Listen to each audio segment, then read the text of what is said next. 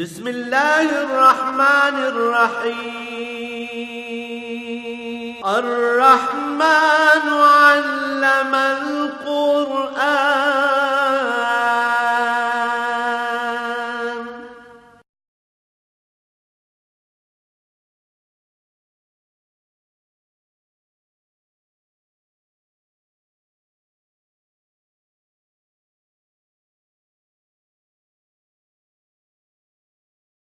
الحمد للہ رب العالمین والصلاة والسلام علی حبیبہ محمد وآلہ وصحبہ اجمعین.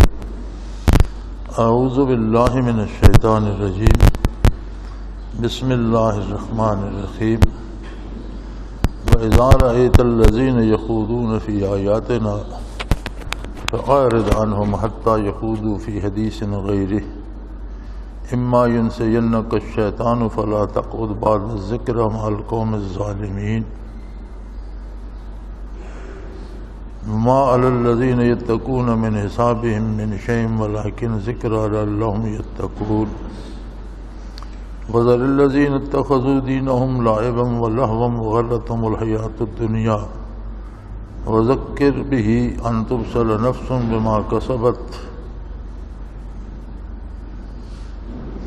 ليس لها من دون الله ولي ولا شفيع وإن تعدل كل عدل لا يؤخذ منها. أولئك الذين أبصروا بما كسبوا لهم شراب من حميم وعذاب أليم بما كانوا يكفرون. اللهم سبحانك لا علم لنا إلا ما علمتنا إنك أنت العليم الحكيم. مولاي صل وسلم دائما أبدا علی حبیبک خیر الخلق کلہم.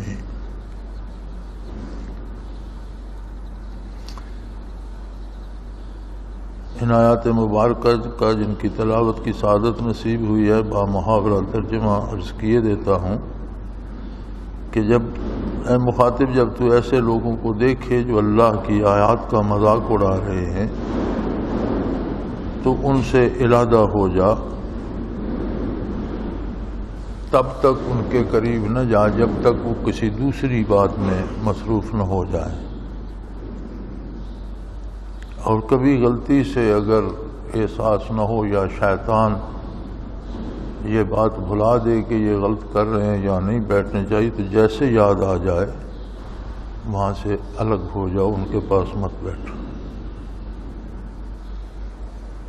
جو لوگ اللہ جل شانہ سے معاملہ درست رکھتے ہیں ان پر ان کی جواب دہی نہیں ہے، وہ اپنے کام کے خود ذمہ دار ہیں. لیکن اللہ کریم نصیحت فرماتے ہیں تاکہ لوگ اللہ سے معاملات درست رکھیں. اور جو لوگ دین میں ہنسی مذاق اور کھیل تماشا بنا لیتے ہیں ان سے الگ ہو جاؤ. انہیں دنیاوی زندگی نے دیوانہ کر رکھا ہے، اور یہ نصیحت کرتے رہیے تاکہ لوگ اپنے کردار کی وجہ سے مصیبت میں نہ پھنس جائیں، کیونکہ ان کے لیے اللہ کے علاوہ نہ کوئی دوست ہے نہ سفارش کرنے والا.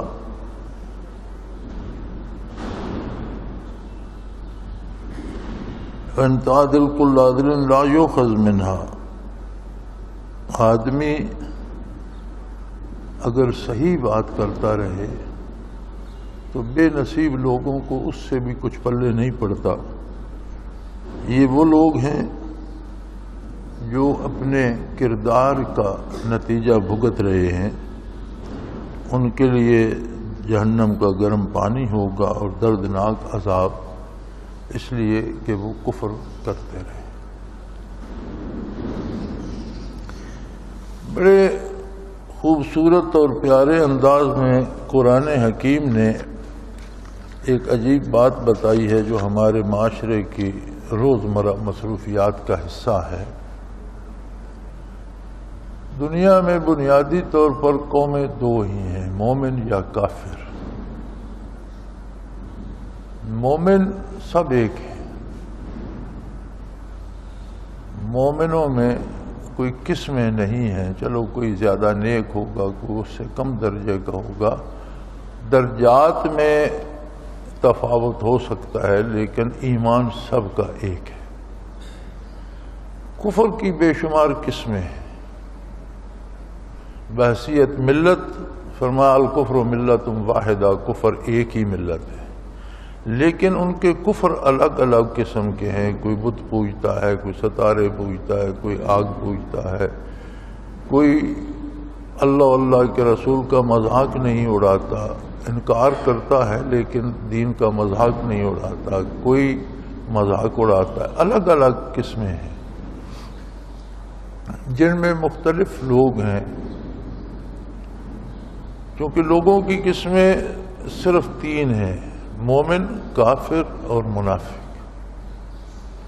منافقین وہ ہیں جو بظاہر دعویٰ اسلام کا کرتے ہیں لیکن ان کے دل میں دین نہیں ہے، دنیاوی مفاد کے لیے اسلام کا دعویٰ کرتے ہیں۔ ایک قسم کفر کی زندقہ ہے، الحاد اور زندقہ، زندیق اور ملحد جسے کہتے ہیں۔ یہ ایک عجیب قسم ہے، یہ کہنے کو خود کو مسلمان کہتے ہیں لیکن انہیں نہ اسلام سے سروکار ہے نہ کفر سے سروکار ہے، وہ اپنی دنیا کے لیے جیسا رنگ موسم دیکھتے ہیں ویسا رنگ بدلتے رہتے ہیں۔ انہیں پتہ ہوتا ہے کہ یہ حق ہے لیکن ان کا دل قبول نہیں کرتا، وہ دنیاوی مفادات کے پیچھے بھاگتے رہتے ہیں اور بدلتے رہتے ہیں۔ تو مومن اور کافر کے تعلقات کی تعیین قرآن کریم نے بھی کی ہے، حدیث پاک نے بھی کی ہے، علماء نے بھی اس پہ بہت باتیں لکھی ہیں۔ صریح کافر جو ہے اس کے ساتھ کوئی ایسا تعلق جس پر دین پہ حرف آتا ہو وہ جائز نہیں۔ معاملہ کرنا جائز ہے، اس سے چیزیں خریدنا، اس کو چیزیں بیچنا، معاشرتی طور پر امن سے رہنا، وہ پڑوس میں ہے تو اس کا خیال رکھنا، بیمار ہے تو اس کی مدد کرنا، یا غریب ہے تو اس کی مدد کرنا، یہ ساری باتیں جائز ہیں۔ لیکن یہ اس کافر کے لیے ہیں جو واقعی کافر ہے۔ یہ جو زندیق اور ملحد ہیں، جو خود کو مسلمان کہتے ہیں لیکن دین کا مذاق اڑاتے ہیں، خود کو مسلمان کہتے ہیں لیکن اپنی نبوت کا دعویٰ کر لیتے ہیں، جیسے قادیانی یا اور اس طرح کے جھوٹے مدعیان نبوت، یہ ملحد اور زندیق ہیں۔ ملحدین اور زندیق جو لوگ ہیں ان کے ساتھ کسی طرح کا معاملہ کرنا جائز نہیں۔ یہ لوگ شرعاً واجب القتل ہیں لیکن ان کو میں اور آپ قتل نہیں کر سکتے، اسلامی حکومت کا کام ہے کہ ان پر قتل کی سزا جاری کریں، یا تائب ہو جائیں یا قتل کر دیے جائیں۔ یہ فریضہ اسلامی ریاست کا ہے، میرا اور آپ کا نہیں۔ اصول یہ ہوتا ہے جیسے ایک آدمی نے ہمارے سامنے قتل کر دیا، ہم دیکھ رہے ہیں، اب قاتل کی سزا تو موت ہے لیکن یہ سزا اسے عدالت دے سکتی ہے۔ ہم دیکھ رہے ہیں تو ہم شہادت دے سکتے ہیں کہ اس شخص نے ہمارے سامنے قتل کیا ہے۔ اگر ہم اسے قتل کر دیں، اگرچہ وہ بندہ واجب القتل ہے لیکن ہم کر دیں گے تو ہم قاتل ٹھہریں گے، کیونکہ ہمارے پاس اسے قتل کرنے کی اتھارٹی نہیں ہے۔ عدالت اسے سزائے موت دے گی تو اس جج کو کوئی قاتل نہیں کہے گا، چونکہ وہ قانون کے مطابق شہادتیں لے کر اسے سزائے موت دے گی۔ تو یہی معاملہ ان ملحد اور زندیقوں کا ہے کہ حکومت کا فریضہ ہے، حکومتی عدالتوں کا فریضہ ہے، ریاست اسلامی کا فریضہ ہے کہ زندیق اور ملحد جو لوگ دعویٰ اسلام کا کریں اور عقائد گھر سے گھڑ لیے ہوں اور کفری عقائد کی اشاعت کریں تو ان کو وہ واجب القتل ہیں، لیکن ان کو قتل کرنا حکومت کی ذمہ داری ہے۔ ہمارے لیے کیا ہے؟ قرآن کریم فرماتا ہے کہ ایسے لوگ جو اللہ کی آیات میں کا مذاق اڑاتے ہیں، اب مذاق اڑانا کئی طرح سے ہے. ایک تو انکار ہے، وہ بھی مذاق ہے کہ بھلا یہ بھی کوئی بات ہے، ہم نہیں مانتے، یہ بات ماننے والی ہے ہی نہیں، ایسا کیسے ہوگا. جس طرح حشر کا انکار کرتے تھے اور کہتے تھے کہ جب مر گئے، مٹی کھا گئی، کہیں چلے گئے، کون دوبارہ زندہ کرے گا، ہڈیاں بھی گل سڑ گئی، یہ کیسے ہو سکتے. ایک تو یہ ہے. ایک مذاق اڑانا یہ ہے کہ آیات کا مفہوم بدل کر کفر کو حق ثابت کیا جائے. یاد رکھیں، جس طرح قرآن کریم اللہ کا ذاتی کلام ہے اور وحی الہی ہے، وحی الہی کا انسانوں میں سے سننے والا صرف اللہ کا رسول صلی اللہ علیہ وسلم ہے. حضرت محمد الرسول اللہ صلی اللہ علیہ وسلم وحی کی آواز وحی وصول کرتے تھے. آپ کے ساتھ جو لوگ خادم ہوتے تھے انہوں نے بھی وحی کی نہ آواز سنی، نہ انہوں نے آیت پڑھی، نہ انہوں نے حضور کے بتانے سے جانا. کوئی دوسرا گواہ نہیں ہے بجز اللہ کے. اور حضور کی نبوت بعثت سے لے کر قیامت تک ہے اور ساری انسانیت کے لیے ہے. اور آپ اصدق الصادقین ہیں صلی اللہ علیہ وسلم. آپ کی بات 100% درست ہے. اس میں اگر 0.00001% بھی کوئی شک کرے گا تو کافر ہو جائے.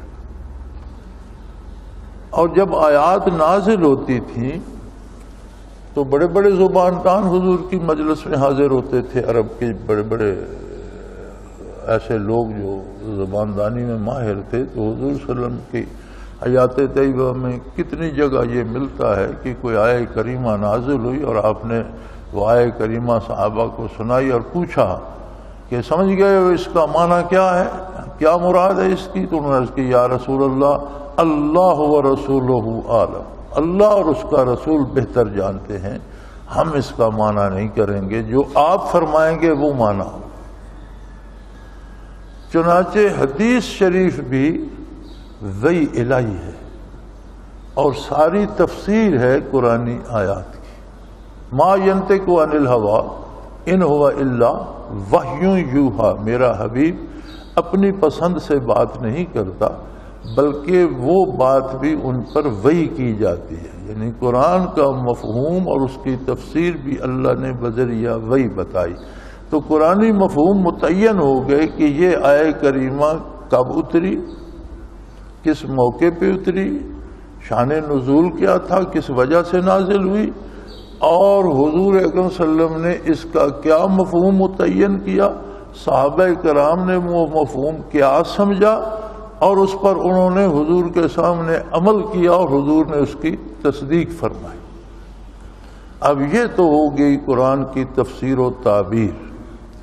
اس سے ہٹ کر کوئی اپنے گھر سے معنی پہناتا ہے آیت کو دنیا کمانے کے لیے، دولت کمانے کے لیے، تو یہ بھی مذاق اڑانے والی بات. اب جیسے قادیانیوں کے اس کذاب نبی کو دیکھیں تو اس نے بے شمار آیات پڑھ کے ان کا مفہوم اپنے اوپر منطبق کر لیا. حالانکہ رسول اللہ صلی اللہ علیہ وسلم نے تو اس طرح نہیں کیا. اب جو شان رسالت میں نازل ہوئی اس نے کہا یہ میرے لیے نازل ہوئی ہے. تو یہ بھی انتہائی بدترین مذاق اڑانے والی بات ہے. لہذا مسلمانوں کو چاہیے کہ ایسے لوگوں سے کسی طرح کا کوئی معاملہ نہ کریں. ان سے چیزیں خریدنا، ان کو چیزیں بیچنا، ان کے پاس بیٹھنا، ان سے بات کرنا، یہ سب حرام ہے. تو رشتہ داری کرنا اور یہ تو بڑے دور کی بات ہے. کیونکہ یہ اس طرح کے کافر ہیں جنہوں نے دین کی توہین کی، دین کو مذاق بنا دیا. بلکہ اللہ کریم فرماتے ہیں کہ اگر کوئی وہاں مخلص مسلمان بیٹھا ہے وہ بات نہیں کر رہا، خود کہہ کچھ نہیں رہا، وہ مذاق اڑا رہے ہیں یا غلط معنی کر رہے ہیں آیات کے، تو فرمایا اٹھ جاؤ وہاں سے، الگ ہو جاؤ. گویا سننا حرام ہے. کہنے والا تو کافر ہو جاتا ہے. وہ کافر نہیں ہے، مومن ہے، مخلص ہے، لیکن ان کی خرافات سن رہا ہے، وہ سننا بھی حرام ہے. جس طرح یہود کے بارے اللہ کریم نے فرمایا کہ ان پر عذاب کیوں آئے؟ اکالون للسحت وسماعون للکذب، کہ دو باتیں ان میں بہت خراب تھیں جس کی وجہ سے کبھی ان کو بندر اور خنزیر بنا دیا گیا، کبھی ان پر ہوا کا عذاب آیا، کبھی پانی کا، کبھی غرق کیے گئے۔ ان پر مصیبتیں اس لیے آئیں کہ ایک تو یہ حرام کھاتے تھے، اکالون للسحت، حرام کھاتے تھے، اس سے حرام سے گریز نہیں کرتے تھے، پیسہ مل جائے، حلال حرام کی پرواہ نہیں کرتے تھے۔ اور دوسری سماعون للکذب، جھوٹ سنتے تھے۔ یہ نہیں فرمایا کہ جھوٹ بولتے تھے، فرمایا جھوٹ سنتے تھے، جھوٹی باتیں سن کر سر دھنتے تھے۔ گویا جھوٹ کا اور برائی کا سننا بھی باعث عذاب بن جاتا ہے، یہ بہت بری چیز ہے۔ سو فرمایا جو لوگ آیات الہی کا مذاق اڑائیں ان کے پاس مت بیٹھو۔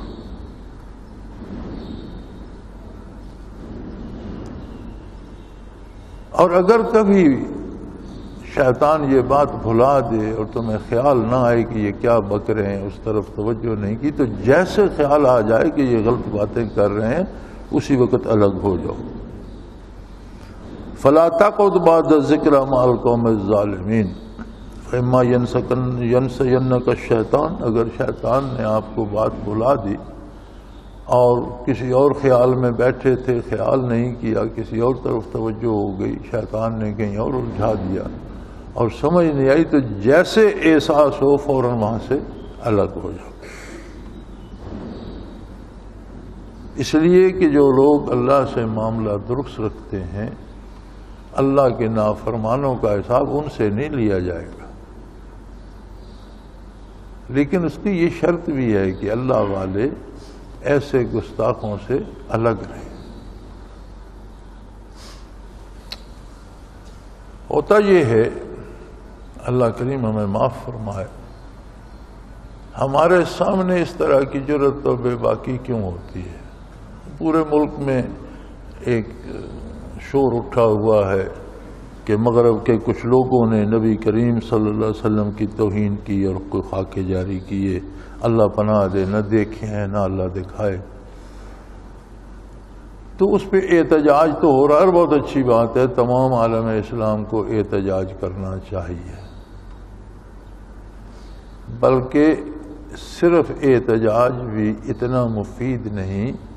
جس ملک نے یہ کیا ہے اس سے بائیکاٹ کرنا چاہیے، اس کی چیزیں خریدنا چھوڑ دیں، اس کی اشیاء لینا چھوڑ دیں، اس سے تعلق ختم کر لیں۔ لیکن ایک وجہ اور بھی ہے، ایسا کیوں کرتے ہیں لوگ؟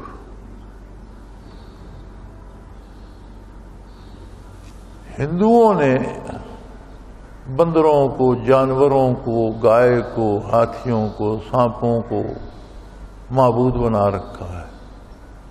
کبھی آپ نے سنا ان کا کسی نے مذاق اڑایا؟ رسول اللہ صلی اللہ علیہ وسلم تو ہمارے معبود نہیں ہیں، ہمارے نبی ہیں اور اللہ کے پیارے رسول ہیں، لیکن ہندوؤں نے تو بندروں سانپوں کو معبود بنا رکھے، ان کی عبادت کرتے ہیں، پوجا کرتے ہیں۔ ان کا مذاق کیوں نہیں اڑایا جاتا؟ ہمارا نبی صلی اللہ علیہ وسلم کی شان میں گستاخی کیوں کی جاتی ہے؟ اس لیے کہ پہلے گستاخی ہم کرتے ہیں۔ ہم نے اتنی شرم بھی نہیں رکھی جتنی ہندو بتوں کی رکھتا ہے۔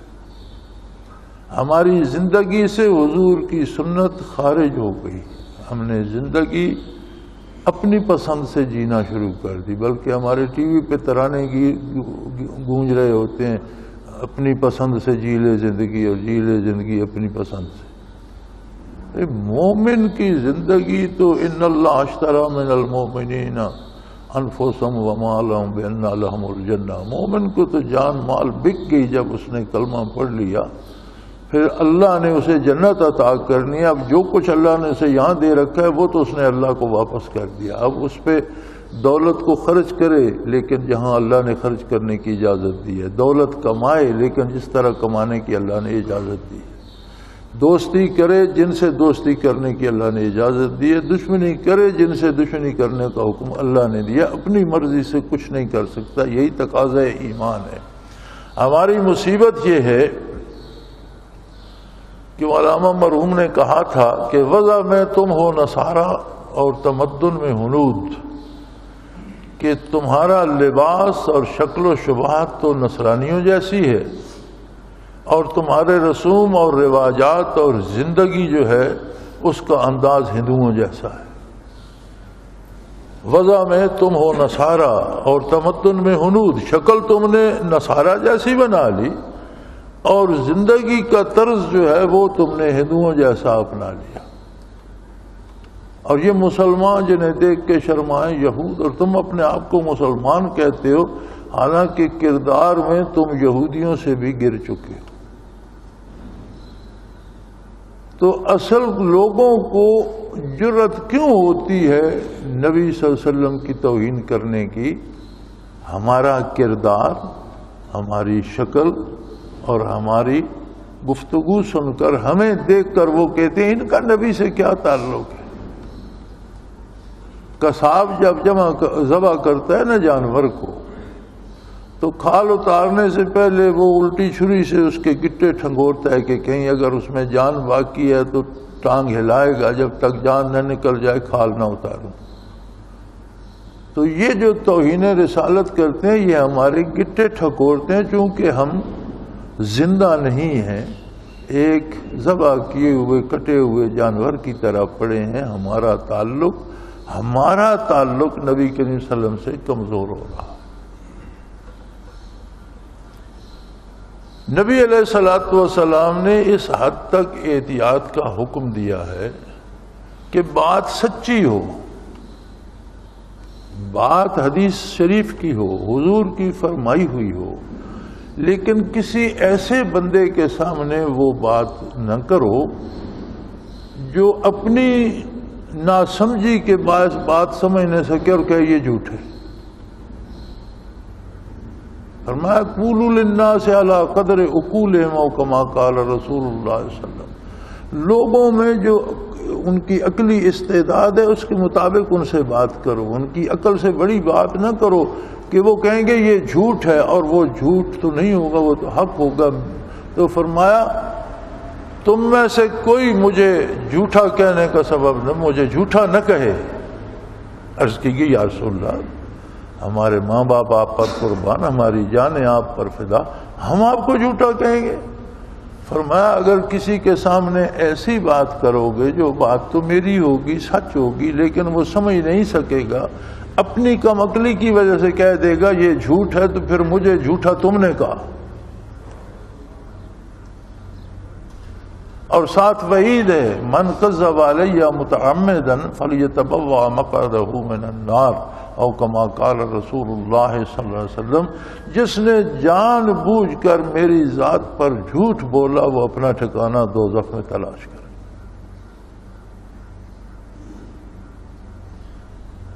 تو آپ دنیا میں ویسے ہم دیکھتے بھی ہیں، ہمارا تجربہ بھی ہے، کوئی چاہے تو پھر تجربہ کر لے، کسی بچے کو، کسی بڑے کو، کسی آدمی کو کسی مزاج کے لوگوں میں بٹھا دیں، کچھ عرصہ بعد دیکھیں گے تو اس کی اسی میں دلچسپی پیدا ہو جائے گی۔ کچھ لوگ تاش کھیلتے رہتے ہیں، آپ ان کے ساتھ کسی کو بٹھا دیں، وہ 2 دن بیٹھے گا، 10 دن بیٹھے گا، مہینہ، پھر وہ بھی کھیلنا شروع ہو جائے گا۔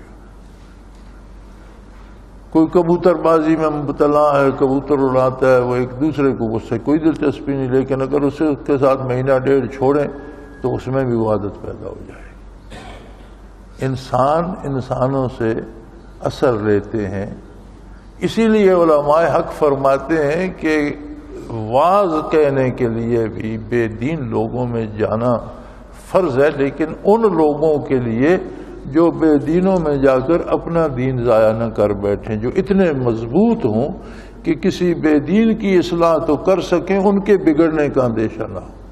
اور جس بندے کے اپنے بگڑ جانے کا اندیشہ ہو اسے دینی کام کرنے کے لیے بھی بے دینوں میں مت بھیجیں۔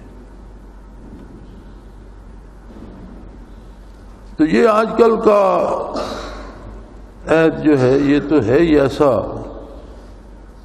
ہمارے مرکز کے وزیر ہیں ماشاء اللہ، اور اب بھی ہیں. ان کے والد ایک صوبے کے وزیر اعلیٰ رہے تھے. ان کی اہلیہ محترمہ مشیر ہیں وزیر اعظم صاحب کی، وہ خود وفاقی وزیر ہیں. تو اگلے دن کابینہ کی میٹنگ ہو رہی تھی، شروع ہوئی، تو وزیر اعظم صاحب نے انہیں کہا کہ جی قرآن پڑھ دو. اب انہوں نے اٹھ کر کل شریف پڑھ دیا، لیکن کل شریف غلط پڑھا. اب کل شریف قرآن کی ایک چھوٹی سی ایسی صورت ہے جو ہر جاہل ان پڑھ چرواہے آجری کاشتکار نے بھی یاد کی ہوئی ہوتی ہے اور اکثر نماز میں پڑھتا ہے. بلکہ اکثر ہمارا جو ان پڑھ طبقہ ہے ان کا خیال یہ ہے کہ یہ آئی نماز کا حصہ. سورۃ فاتحہ کے بعد ہر رکعت میں کل شریف پڑھتے. اب وفاقی وزراء کو نہیں آتی. اور مزے کی بات یہ ہے کہ اسے میں نے تو خبروں میں سنا، تو انہوں نے ٹی وی والوں نے پھر اسے ٹیلی فون کیا، اس سے بات کی کہ یہ کہتے ہیں آپ نے کل شریف غلط پڑھا، تو آپ کو آتا ہے کچھ کو مجھے آتا ہے کہ سنا دیں. اس نے ٹی وی پہ سنایا، غلط پڑھا. انہوں نے کہا ایک دفعہ پھر سنا دے. اس نے دوسری دفعہ سنایا، پھر غلط پڑھا. یہ تو میں بھی سن رہا تھا. انہوں نے کوئی مولانا بھی بٹھائے ہوئے تھے، انہوں نے ان سے پوچھا کہ جی دیکھیں منسٹر صاحب نے کل شریف سنا دیا. تو مولانا فرمانے لگے کہ جو کچھ انہوں نے پڑھا ہے یہ قرآن میں تو نہیں ہے، کہیں اور سے پڑھا. تو اب جس ملک میں حال یہ ہو کہ سربراہ جو ہیں وہ کل شریف بھی نہ پڑھ سکیں، تو اس میں عام آدمی کس سے شکایت کرے، کس سے شکوہ کرے؟ لیکن ہر بندے کو اپنی قبر میں جانا ہے. زندگی موت کی طرف رواں دواں ہے، نہیں رکتی، مسلسل چل رہی ہے. اور یہ یاد رکھو زندگی موت کی طرف چل رہی ہے.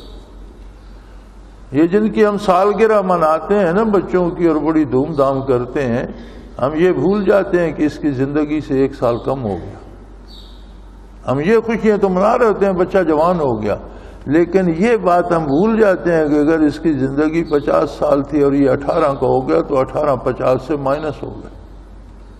یعنی موت کے 1 سال قریب ہو گیا. پھر جشن منانے کی کیا تک ہے؟ توبہ کرنے کا مقام ہے، اپنی اصلاح کرنے کا مقام ہے. چونکہ زندگی کی سند تو کسی کے پاس بھی نہیں کہ کب موت آ جائے. سانس لی ہے پوری لے سکتا ہے یا آدھے میں موت آ جائے گی، لے لی ہے چھوڑ سکتا ہے یا زندگی ختم ہو جائے گی. چونکہ موت کی تلوار ہمہ وقت ہر سر پہ لٹک رہی. تو فرمایا اپنے کردار اپنی گفتار میں بھی ان لوگوں کا ساتھ دو جو تمہیں اللہ کی یاد دلائیں. نبی علیہ الصلوۃ والسلام کی خدمت عالی میں یہ سوال پیش کیا گیا کہ یا رسول اللہ صلی اللہ علیہ وسلم، آپ تو سورج ہیں، نور بکھیرنے والا، روشنیاں بکھیرنے والا. جب کوئی مسئلہ پیدا ہوتا ہے یا تھوڑی سی فرصت ملتی ہے تو ہم کوشش کرتے ہیں مسجد نبوی میں پہنچیں، حضور کی صحبت میں پہنچیں. لیکن جب آپ دنیا سے پردہ فرما جائیں گے پھر کیا ہوگا؟ کس کے پاس جائیں، کس کے پاس بیٹھیں؟ پھر وقت گزرے گا، خلفاء راشدین، صحابہ کرام، پھر تابعین، یہ لوگ چلتے چلے جائیں گے، آگے گزرتے جائیں گے، اور دنیا تو آباد رہے گی، آپ کی نبوت بھی رہے گی، قرآن بھی ہوگا. تو پھر کس کے پاس جا کر بیٹھیں، کہاں اپنی بات کریں، کہاں مسائل کا حل ڈھونڈیں؟ تو حضور اکرم صلی اللہ علیہ وسلم نے فرمایا، آپ کے ارشاد کا ترجمہ ہے کہ ایسے لوگوں کے پاس بیٹھو جن کے پاس بیٹھ کر اللہ کی یاد آئے. پھر وہ لوگ ہوں گے اس کام کے، ایسے لوگوں کے پاس جا کر بیٹھو جہاں بیٹھ کر کوئی اللہ کی بات سنائے یا جسے دیکھ کر اللہ یاد آئے، جس کے پاس بیٹھ کر اللہ کی یاد آئے. ایسے لوگوں کی مجلس ضروری اختیار کر لینا. اور جو اللہ و آخرت سے بھلا دینے والے ہوں ان سے اجتناب کرو، ان سے الگ رہو. اور جو لوگ اللہ کی اطاعت کرتے ہیں ان پر کفار کا حساب تو نہیں ہے، انہیں ڈرنے کی کیا ضرورت ہے؟ جو کرتا ہے وہ خود بھرے گا.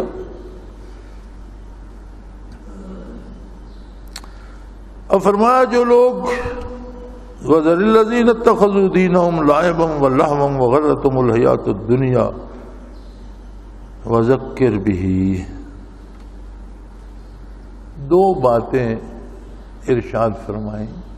جو لوگ دنیا کے لالچ، دنیا کی عیش و عشرت، دنیا کی لذات میں اتنے کھو گئے ہیں کہ وہ دین کا مذاق اڑاتے ہیں، اور دنیائی زندگی پر اتنے مغرور ہیں، اپنے عہدوں پر، اپنی دولت پر، اپنی عمارت پر اتنے مغرور ہیں کہ انہیں آخرت کی فکر ہی نہیں ہے.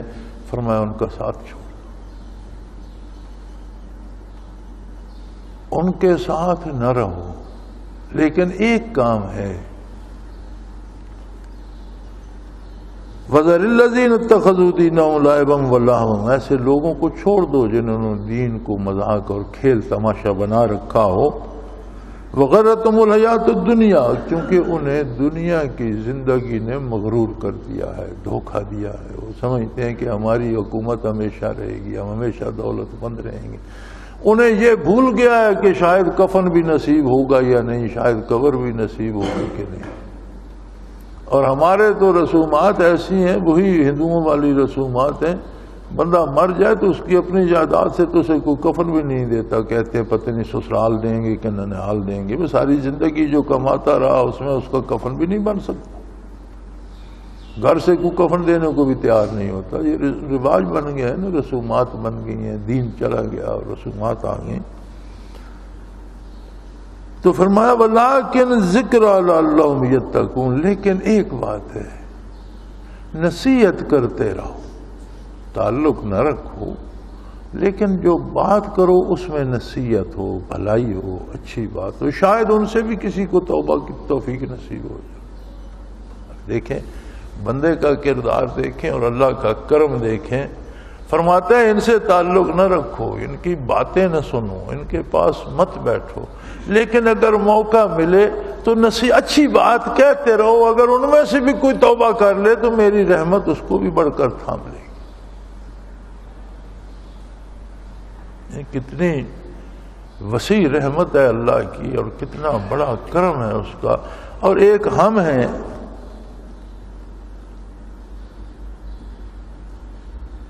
نبی صلی اللہ علیہ وسلم کا ارشاد ہے جس کا مفہوم ہے کہ کسی کی ایک تسبیح زندگی ساری میں ایک تسبیح قبول ہو گئی، اس کی نجات کے لیے کافی. اب ہم نماز کی نیت کرتے ہیں اللہ اکبر، وہ بھی تسبیح ہے. جو نماز میں پڑھتے ہیں وہ بھی تسبیحات ہیں، رکوع میں بھی تسبیحات پڑھتے ہیں، سجدے میں بھی تسبیحات پڑھتے ہیں. دن بھر بندہ الحمدللہ سبحان اللہ. ہماری عمریں گزر گئیں، مدت ہوئی، اللہ نے نماز ادا کرنے کی توفیق عطا کی، نمازیں پڑھتے، تلاوت کرتے، قرآن کریم تسبیحات سے بھرا ہوا ہے. پھر بھی ہمیں اعتبار کیوں نہیں آتا میری نجات ہو جائے گی؟ ہم میں سے کتنے لوگ ہیں جنہیں یہ اعتماد ہو کہ انشاءاللہ میری نجات ہو جائے گی؟ اس لیے ہم میں کمزوری یہ ہے کہ جب کوئی پیسے پائی کی بات ہوتی ہے ہم بڑے دل سے سنتے، جب کسی سے دوستی دشمنی کی بات ہوتی ہے بڑے دل سے اس پہ غور کرتے ہیں. کوئی دوست ہو تو اس کی بھلائی کے لیے، کوئی دشمن ہو تو اس کے نقصان کے لیے ہم بڑے خلوص سے آمادہ ہوتے ہیں. لیکن جب اللہ کی عبادت کا کام آتا ہے تو ہم رسمی طور پر ٹوٹل پورا کرتے ہیں کہ بعد میں دیکھا جائے گا، قبر میں دیکھیں گے، آخرت میں دیکھیں گے. فی الحال ٹوٹل تو پورا کرو. نماز ہو گئی بس ٹھیک ہے، 5 نمازیں دن کی پڑھی گئی، ٹھیک ہے، خیر. کاش ہم یہ بھی دل سے پڑھیں تو کیوں نہ پتہ ہوگی نجات ہوگی. جب اللہ کا وعدہ ہے، اللہ کے حبیب صلی اللہ علیہ وسلم کا وعدہ ہے، اور وعدے برحق کے سچ ہیں، تو پھر کیوں یقین نہ ہو؟ یہ نہیں کہ اللہ کی رحمت پہ یقین نہیں ہے، یہ نہیں کہ نبی صلی اللہ علیہ وسلم کی شفاعت پہ، یہ اپنے کرتوتوں پہ یقین نہیں ہے کہ ہم دنیا کے کام بڑے خلوص سے کرتے ہیں اور دین کے کام واجبی طور پر اور رسمی طور پر کرتے ہیں. تو اس رسم کو حقیقت بنائیے، دل میں اللہ کی یاد کو بسائیے، دلوں کو، سینوں کو روشن کیجیے. ایک ایک تسبیح تہ دل سے نکلے.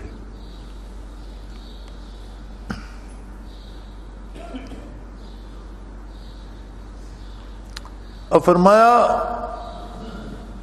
نصیحت کرتے رہو ان تبصل نفس بما کسبت، یہ نہ ہو کہ یہ لوگ اپنے کرتوتوں کی سزا میں گرفتار ہو جائیں، اس لیے کہ سوائے اللہ کے نہ کوئی کسی کا دوست ہے نہ سفارش۔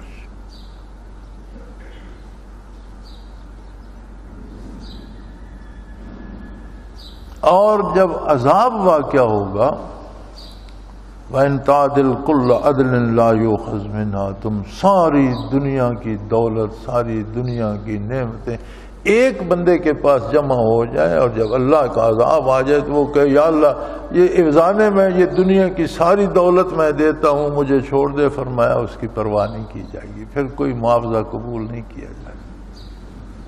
کوئی بندہ معاوضہ دے کر، دولت دے کر، سونا چاندی دے کر، زمین جائیداد دے کر اپنی جان نہیں چھڑا سکے گا، وہاں انصاف ہوگا۔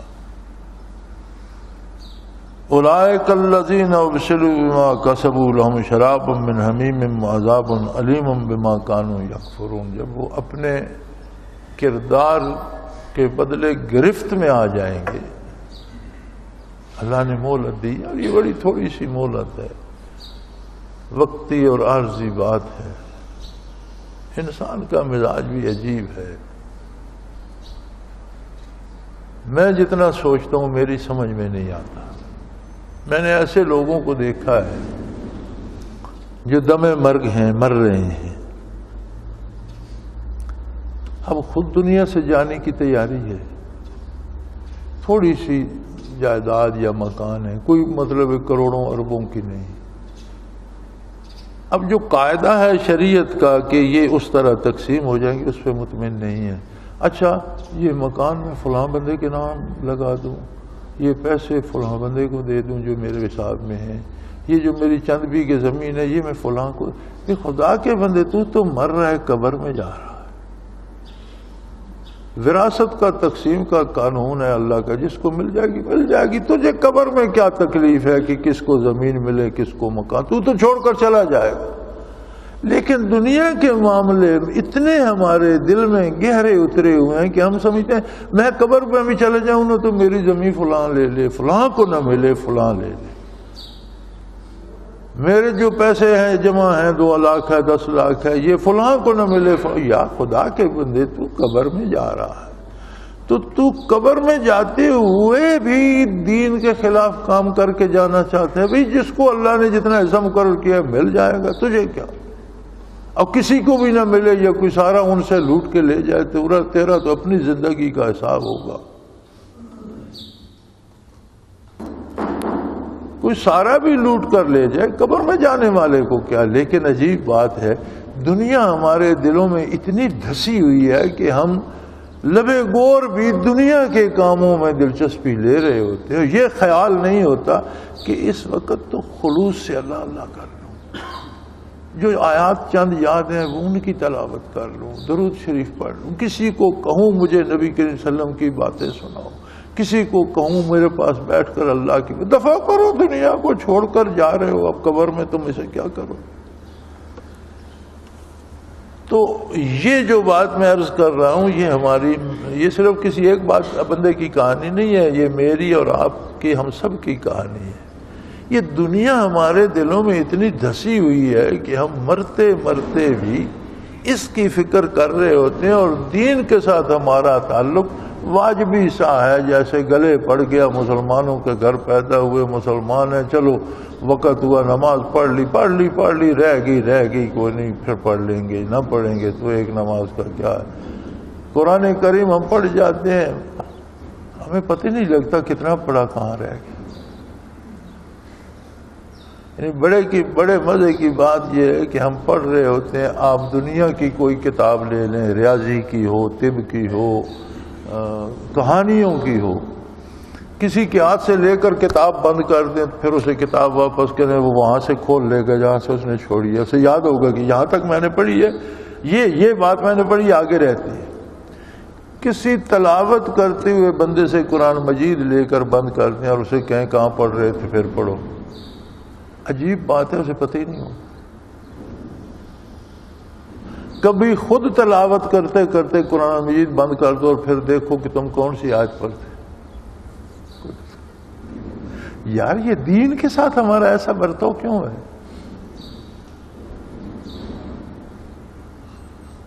یہ دنیا میں اتنی دلچسپی ہے کہ یہ کہانیاں، افسانے، ناول ہمیں پتہ ہے جھوٹ ہے، کسی نے فرضی کہانی لکھی ہے، ہمیں پتہ ہے جھوٹ ہے. فلمیں ہم دیکھتے ہیں، ہمیں پتہ ہے یہ سارا واقعہ جھوٹ ہے. ٹی وی پہ کوئی فلم دیکھ رہا ہے، بجلی چلی گئی، بند ہو گئی، دوسرے دن اگر اس سے پوچھو تو اسے یاد ہوگا کہ فلاں جگہ یہ کام ہو رہا تھا تو بجلی چلی گئی، آگے میں فلم نہیں دیکھتا، وہ اسے یاد ہوگی. لیکن کوئی تلاوت کر رہا ہے، بجلی چلی گئی، قرآن کریم بند کر دے، بڑا کوئی اچھا بندہ ہوا تو شاید اسے پارا تو یاد رہ جائے، آیت یاد نہیں ہوگی کہ میں نے کہاں چھوڑا. تو اتنی غیر دلچسپی سے ہم دین کا کام کیوں کرتے؟ سو فرمایا پتہ اس دن چلے گا جب یہ گستاخ پکڑے جائیں گے اپنے کردار میں، تو پھر ان کے لیے پانی تک جہنم کا ہوگا کھولتا ہوا، اور بڑے دردناک عذاب ہوں گے. یعنی اللہ کی رحمت اتنی ہے کہ وہ فرماتا ہے یار زندگی ختم ہونے سے پہلے جتنے ظلم کر چکے ہو توبہ کر لو، میری رحمت کی سائے میں آ جاؤ، میں تمہیں بخش دوں. فرمایا ان سے بات نہ کرو، ان کے پاس نہ بیٹھو، ان کی بات مت سن، لیکن نصیحت کرتے ہی رہو. ہو سکتا ہے ان میں سے کوئی توبہ کر لے، میں اسے بخش دوں. بے انتہا رحمت ہے. اور ہم جو نصیحت کرنے والے بنے ہمیں خود ہی یاد نہیں وہ ہم کیا کر رہے ہیں. ہماری اپنی دلچسپی دین میں اتنی نہیں جتنی دنیا میں ہے. اللہ ہمیں معاف کرے. تو فرمایا اللہ کی ناشکری، دین کا مذاق اور کفر بہت بڑی مصیبت ہے، اور جب یہ لوگ اس میں پھنسیں گے تب خود انہیں بھی پتہ چل جائے گا اور دوسروں کو بھی اندازہ ہو جائے گا. اللہ کریم ان گستاخیوں سے اپنی پناہ میں رکھے، ہمیں توبہ کی توفیق دے، ہمارے دلوں کو روشن کرے، اور صدق دل سے اپنی اور اپنے نبی کی اطاعت نصیب فرمائے. وآخر دعوانا الحمدللہ. اللہ اللہ اللہ اللہ اللہ اللہ اللہ اللہ.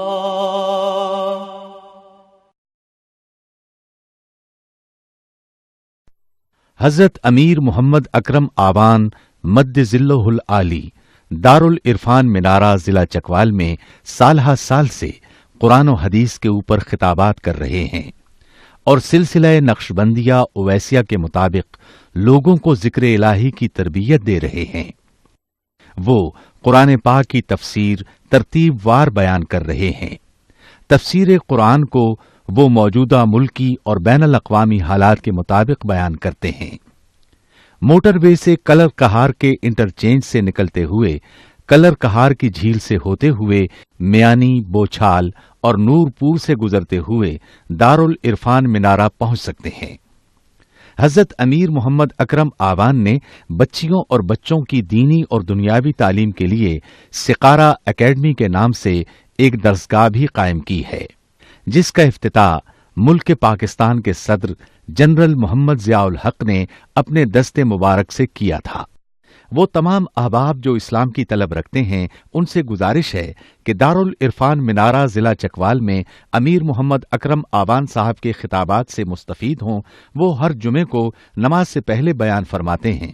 ہر ماہ کی پہلی اتوار کو ماہانہ اجتماع ہوتا ہے جس میں آپ خصوصی خطاب فرماتے ہیں اور پاکستان کے چاروں صوبوں سے احباب اس اجتماع میں شرکت کرتے ہیں. اس کے علاوہ یہاں سال میں 2 مرکزی اجتماعات بھی ہوتے ہیں، ایک رمضان المبارک میں اعتکاف کا اجتماع اور دوسرا جولائی اور اگست میں 40 دن کا اجتماع ہوتا ہے جس میں روحانی تربیت کی جاتی ہے. اپنا خون سیماب دے کر اتنا ہم کر جائیں گے، نام آقا کا چمن میں پھر رقم کر جائیں گے.